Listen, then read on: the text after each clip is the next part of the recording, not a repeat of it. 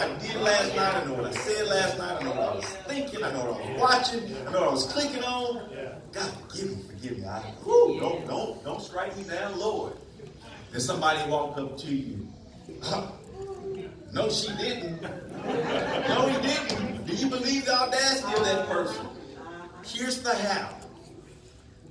All you got to do is remember the grace and the mercy that the Lord has shown you. When you remember what God has done for you, oh my God, it's so easy, right? What? We good. I ain't got nothing against you. We good. That's the how. I can get along with you because I remember what I did. Have you ever been on the opposite side where you ever the person who did the hurt? You hurt somebody's feelings really bad. You did something that was so egregious that it just set that person off for 1 year, 2 years, a month, a day. You're on the other side and you're begging, oh, I'm so sorry. Please forgive me. And that person,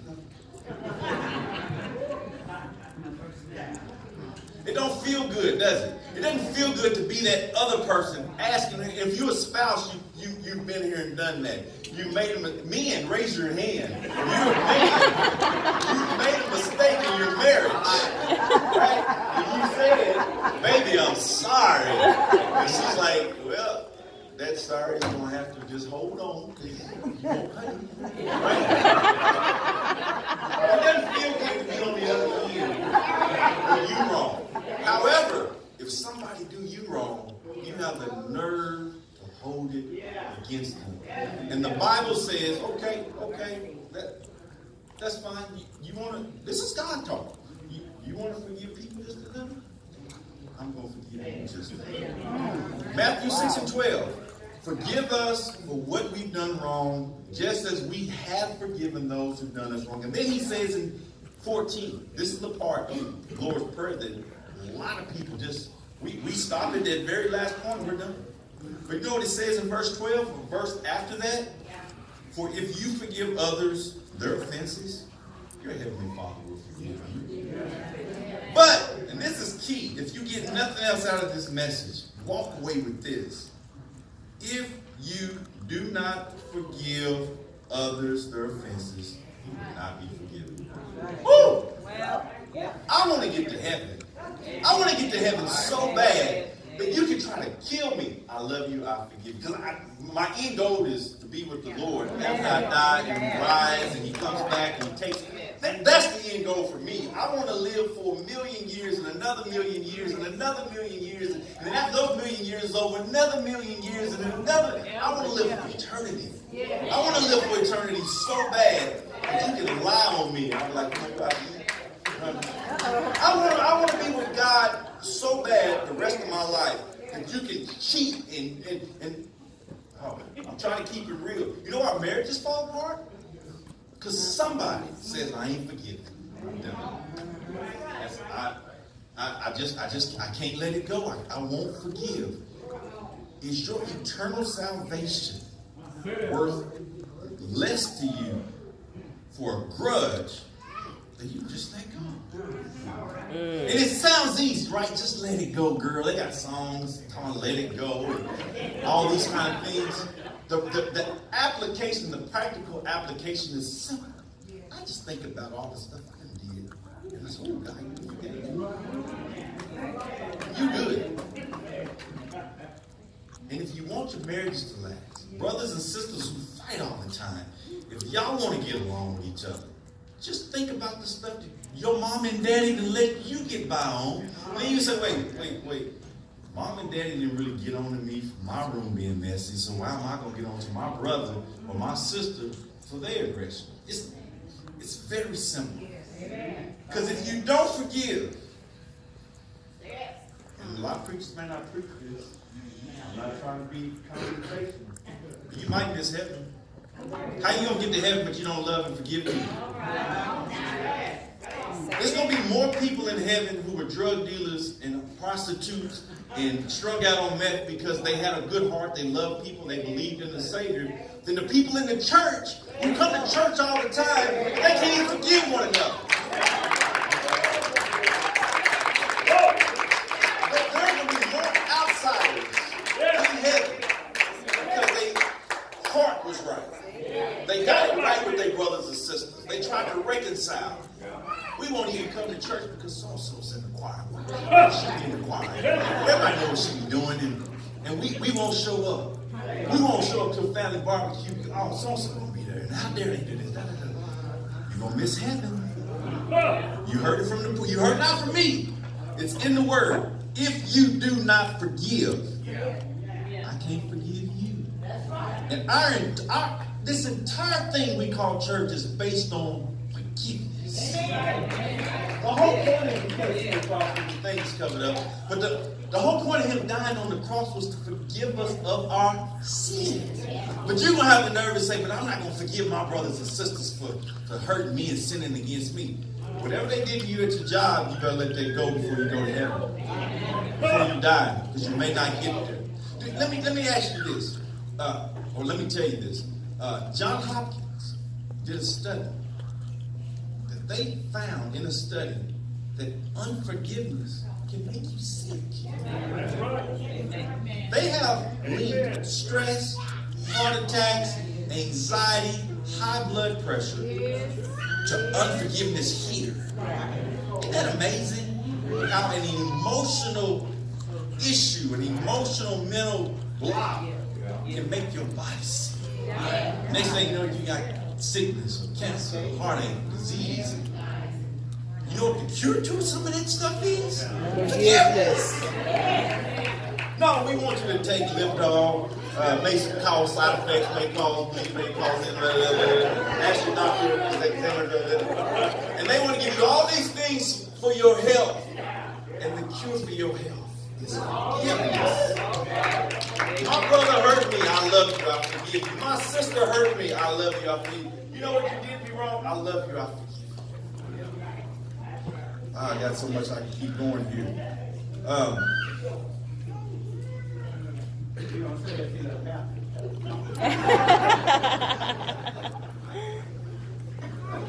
Turn with me to Exodus 34. 34, 6, and 7. It's in the Bible app. Again, I'm reading from the Jewish Bible. You don't have it on the screen, but this is a powerful message to me.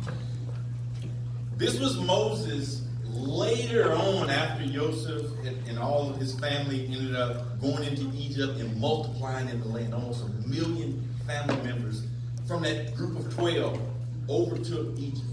Y'all know the Moses story. I'm not going to repeat that like I did the other. Long story short of it, as Moses is talking to the fathers, I just want to see you. I want to see this person that Abraham, Isaac, Jacob, and Joseph talked about. Who are you? And the Lord tells Moses this, verse 6 and 7. As the Lord passed before him, he proclaimed, and again in the Hebrew, it actually says the name of God. I would love to come back and do a teaching on the actual name of God. It's not God. God is just a title like teacher or policeman. He has a name. But anyway, in the scripture, he tells them his name. In the Hebrew, it's Yod-Vah or YHWH. Some people say Yahweh, but the 4 letters that's represented in the Hebrew Bible is YHWH. It's not God. But anyway, that's a whole nother issue. I can see y'all's faces like, what? But he said, I'm God. I'm merciful. I'm compassionate. I'm slow to anger. I'm rich in grace and truth. I show grace to thousands of generations. I forgive offenses and crimes and sins, yet not exonerating the guilty, but causing negative effects on the parents, offenses to be experienced by their children, grandchildren, and even the 3rd and 4th generation. Oh, let me break that down for you. He just told us that he is so full of grace and mercy that you can literally go out here and sin 1,000 times, and he will forgive you 1,000 times. Even if it's intentional. Like, I know I'm getting ready to click on this thing. I know I'm getting ready to go out and do something I ain't got no business doing. His mercy and his grace says, I love you. I forgive you. Just come to me. Just come to me and I'll forgive you. However, for those that don't want to forgive, those that want to have a hard shoulder or give someone the cold shoulder, I can be the opposite for 2nd and 3rd and 4th. Your children and grandchildren will pay if you choose not to love, and you choose not to be kind, and you choose not to be compassionate. Because I am a compassionate God. And if you show the same compassion I show, man, y'all's families are going to be great. But if you decide, I'm going to be evil, I'm going to be hateful, I'm going to be ignorant, I'm going to show distrust, I'm going to show all these things that are obvious to him, you don't forgive, I will forgive. The Lord wants us to have the same mercy and grace on other people, just like He's had on us. Okay? 2009. I was having some quiet time with the Lord.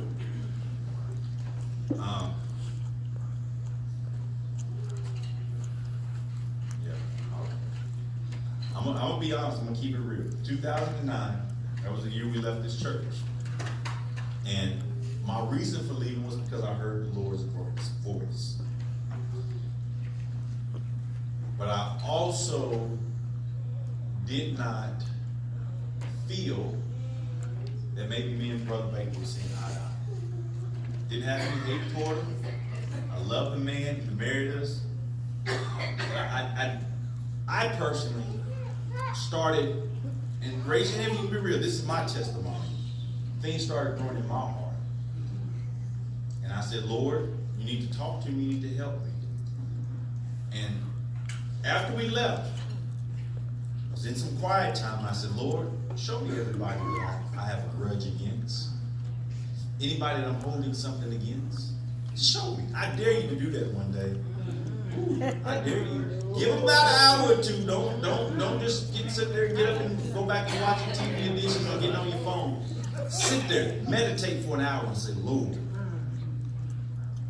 Because He'll start sending people to your mind. And the Lord showed me, you got something against Pastor Baker. I said, no, I don't. I'm not Pastor Baker. He said, no, that whole incident with the screen, and you wanted to take the pew out, but he didn't want to take the pew out, and y'all, didn't see eye to eye. That bothered you. I said, but I'm over that, Lord. He said, are you really? I said, yeah, I think I am. I think I'm good. Mama or Daddy mentioned something. I don't even know what the conversation was. And the minute they mentioned, oh, here's what your neighborhood is happening, something in my heart said, has that ever happened to you? You think you're over something, and then the minute somebody brings something up, you figure that you ain't over it. I had to ask the Lord, because this man did nothing wrong. This is his church. He could do whatever he wanted to do in his church. I had to get my heart right and say, God, he didn't do nothing wrong. This is me holding a grudge because I want to hold a grudge. You know, sometimes people you holding grudges, you don't even know that you did something wrong. That's just you and your own thing. You go to bed at night sometimes angry. I can't believe she said that. She knew nothing. So sometimes people are who they are, but we are so easily offended. I cannot believe that she had. That's who that person is. It wasn't a sin. They didn't do anything wrong. But because you have set your standards high, you believe that this is how things should be, and this is how I think things ought to go. And if you don't do it my way, then I'm offended. And that person's like, I have no idea what their problem is. Tell it like it is. And I said, God, help me deal with it. Like, how do I let that go? He said, oh, I'm not done. I got some other people to show you. It's like, what? When I had went to OBU after high school, I had a bad experience in high school with my high school coach. Thought I would have an opportunity at OBU. That did not work out. Ended up leaving OBU, sat out a full year of school, and that's when I began to preach. It was in that year of not being in school that I had my prodigal son experience. Moved to Kansas City, came back. I had like, remember I was at that church over on Kelly, and I woke up. I was like, oh my gosh, there's something going on. Okay, Mount Pleasant. These are my memories.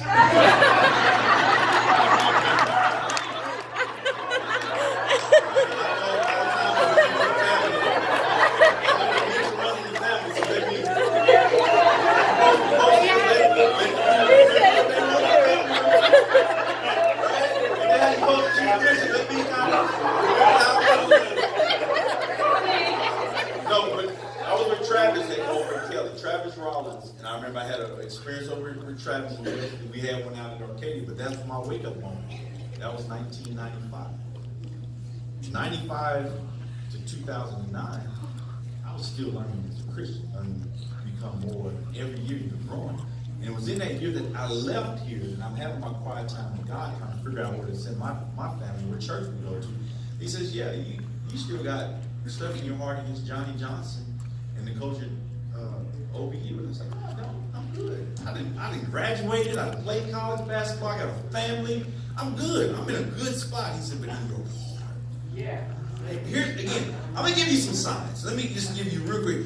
If you want to take notes, you can write this down. Here's some telltale signs of whether or not you still got something in your heart against people.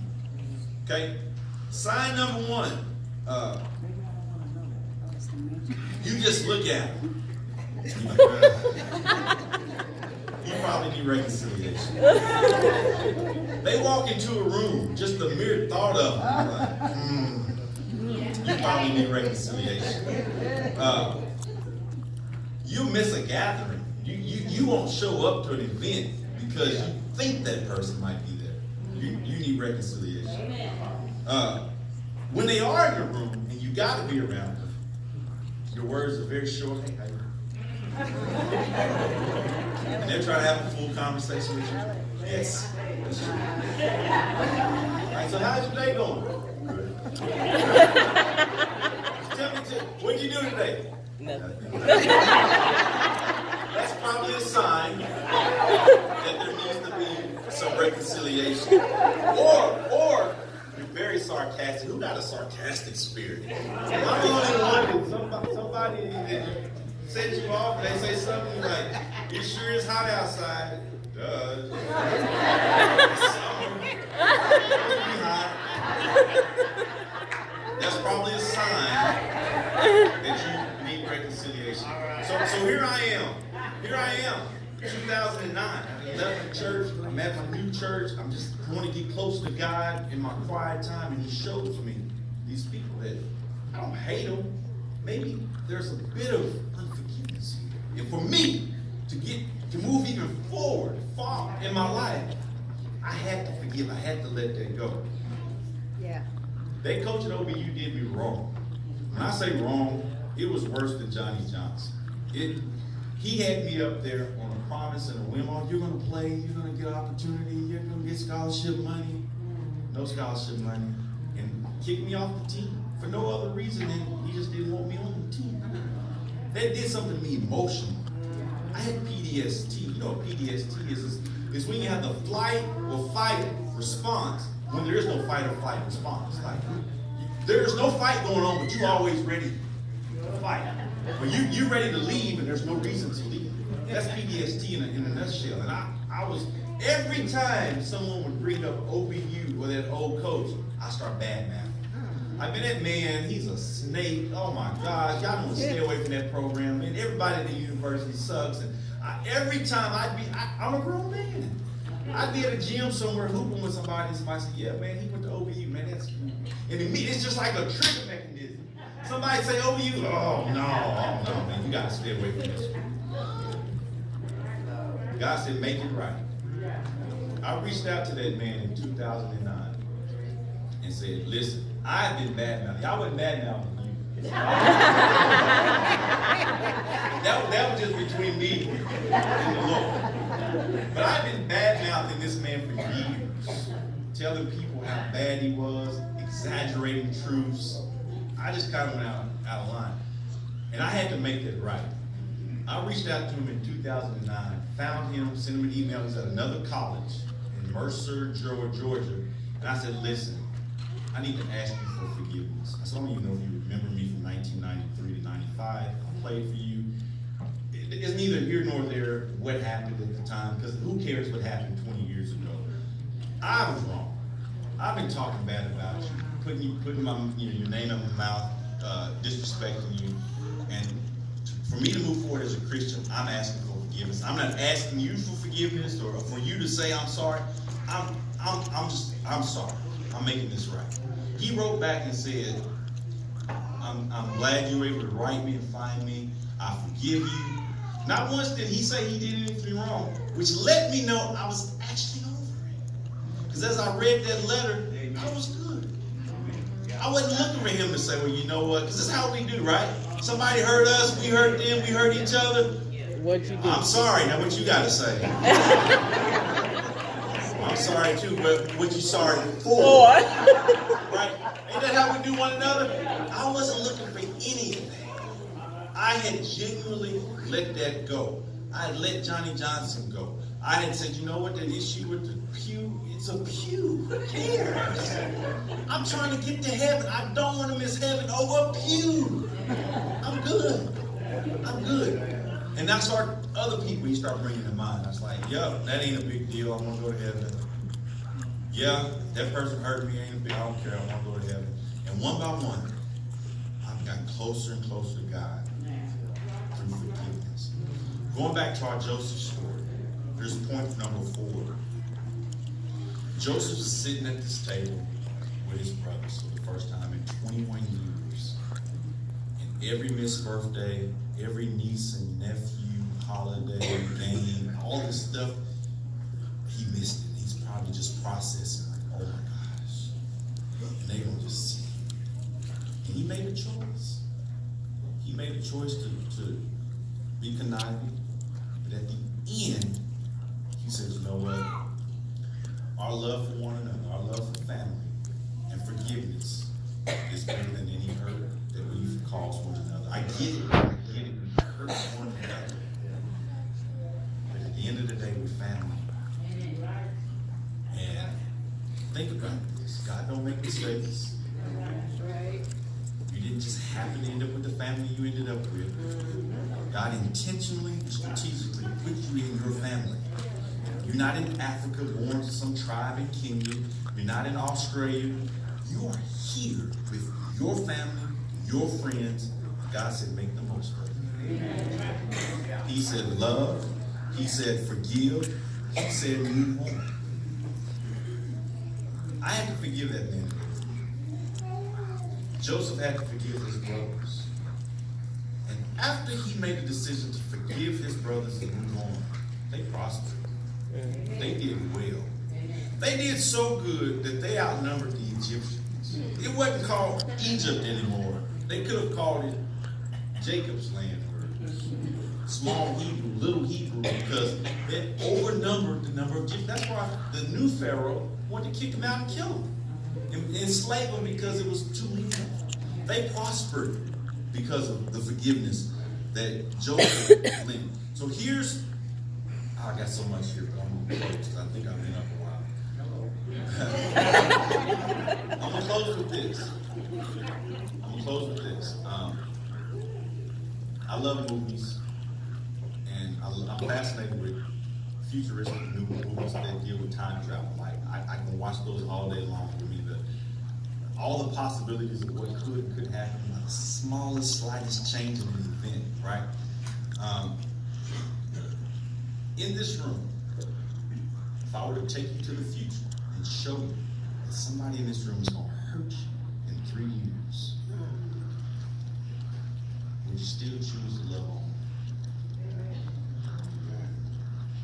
Could you find it in your heart to do that person right?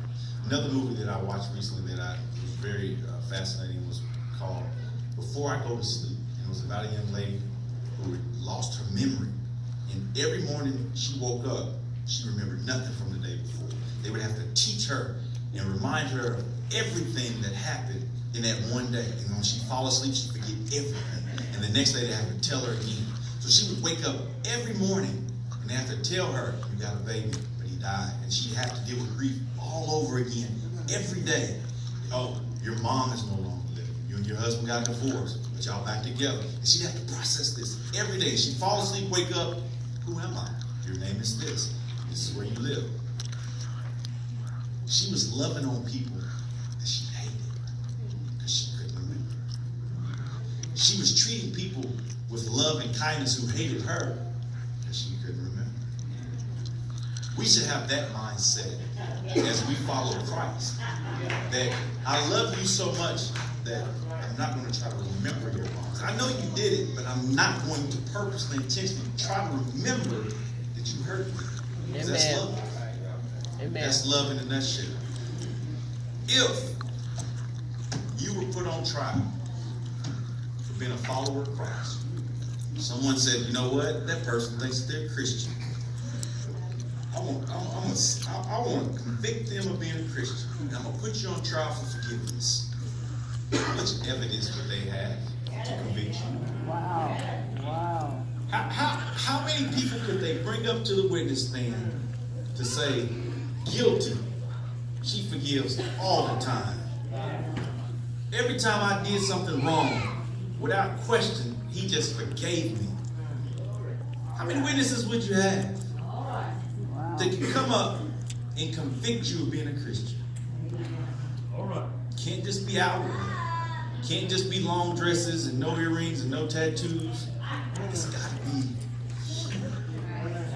And if you truly love your brother or your sister, if you truly want to go to heaven one day, love family and forgive. God bless you.